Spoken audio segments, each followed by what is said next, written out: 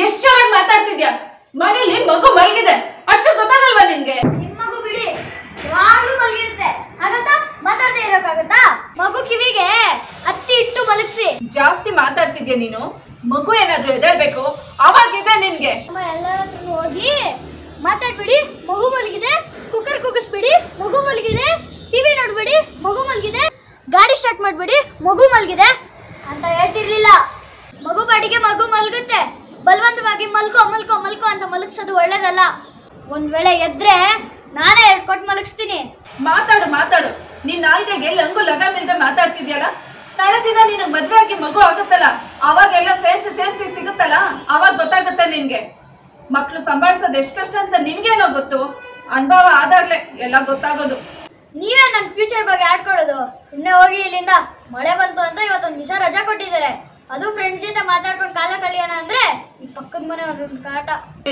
ಸಾಕು ಸುಮ್ಮನೆ ಇರೋ ನೀನ್ ಯಾವಾಗ್ಲೂ ಹೀಗೆ ಮಾಡ್ತೀಯ ರಜಾ ಇರ್ಲಿ ಇಲ್ಲದೆ ಇರ್ಲಿ ಬೆಳಗ್ಗೆನೆ ಹೇಳೋದು ಜೋರಾಗಿ ನಗೋದು ಕಿರ್ಚಾಡೋದು ಅಪ್ಪ ಅಮ್ಮಂಗೆ ಎದುರು ಮಾತಾಡೋದು ಇದನ್ನೇ ಮಾಡ್ತೀಯ ಅವಾಗೆಲ್ಲ ಪಾಪ ಹೋಗ್ಲಿ ಅಂತ ಸುಮ್ಮನೆ ಇದ್ದೆ.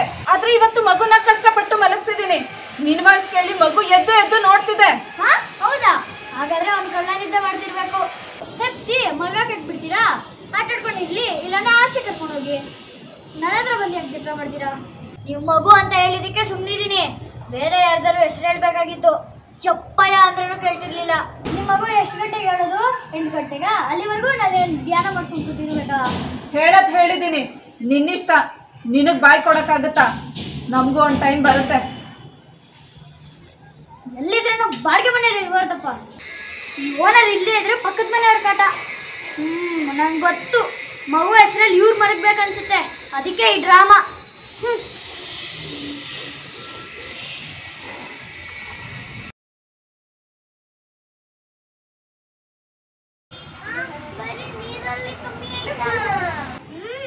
ಅದಕ್ಕೆ ಹೇಳೋದು ಎಲ್ಲರೂ ನೀರು ಕುಡಿಯೋದನ್ನ ಮಿಸ್ ಮಾಡಬಾರ್ದು ಅಂತ.